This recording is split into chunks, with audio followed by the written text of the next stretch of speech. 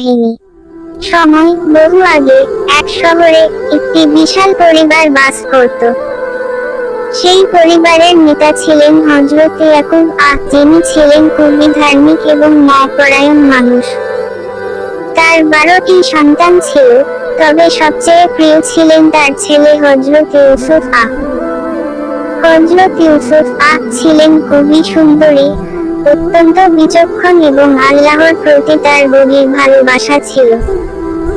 একদিন হযরত ইউসুফ তার বাবা হযরত ইয়াকুব কে স্বপ্ন দেখেন। স্বপ্নে তিনি দেখেন 11টি তারা তার সামনে সিজদা করছে এবং সূর্য ও চাঁদও তার সামনে সিজদা করছে। তার বাবার কাছে যখন তিনি এই স্বপ্নের ব্যাখ্যা চাইলেন, তখন হযরত ইয়াকুব বললেন, এটি আল্লাহর ইচ্ছা, তুমি বড় হবে এবং তোমার পরিবার তোমার কাছে সিজদা করবে। ভাইদের ষড়যন্ত্র। হযরত ইউসুফ খুবই সৎ এবং ভালো ছেলে ছিলেন, কিন্তু তার ভাইরা তাকে ঈর্ষা করত। তারা মনে করেছিল হযরত ইউসুফ তাদের থেকে বেশি প্রিয়, আর সে কারণে তাদের ভাগ্য খারাপ হবে। একদিন তারা সিদ্ধান্ত নিল ইউসুফ কে মেরে ফেলবে বা তাকে কোথাও দূরে পাঠিয়ে দেবে, যাতে তার প্রভাব বৃদ্ধি না পায়। তারা একদিন হযরত ইয়াকুব কে বলল, আমরা ইউসুফ কে এক জায়গায় নিয়ে যেতে চাই, যাতে সে আমাদের সাথে খেলে এবং আমরা তার উপর নজর রাখতে পারি।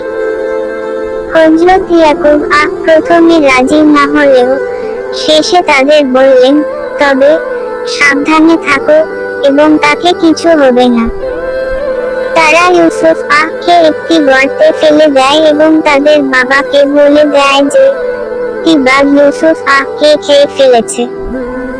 কিন্তু হযরত ইয়াকুব এর হৃদয়ে গভীর চিন্তা ছিল। তিনি জানতেন কিছু একটা হয়েছে, কিন্তু আল্লাহর ইচ্ছা বুঝতে পারছিলেন না। মিশরে বিক্রি হওয়া।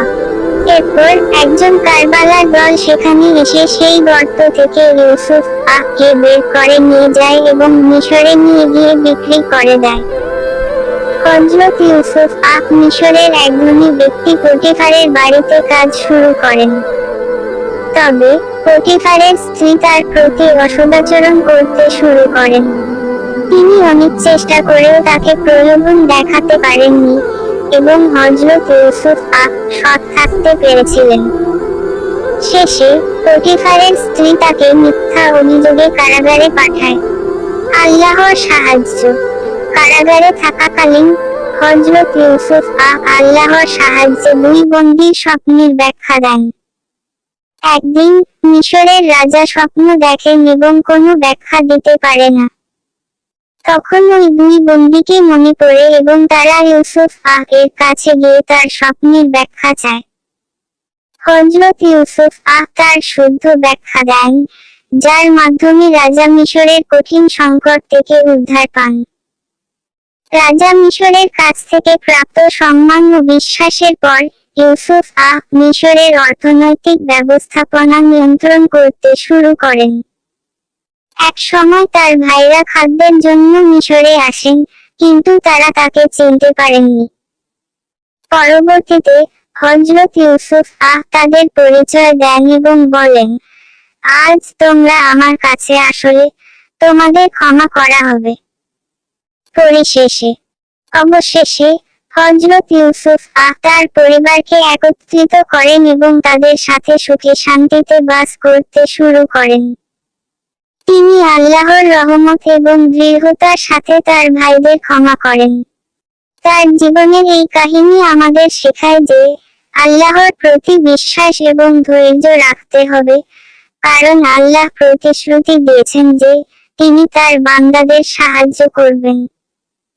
নেক উদ্দেশ্য, সত্তা এবং ধৈর্য, এই 3টি গুণই আমাদের জীবনে অনুসরণ করা উচিত।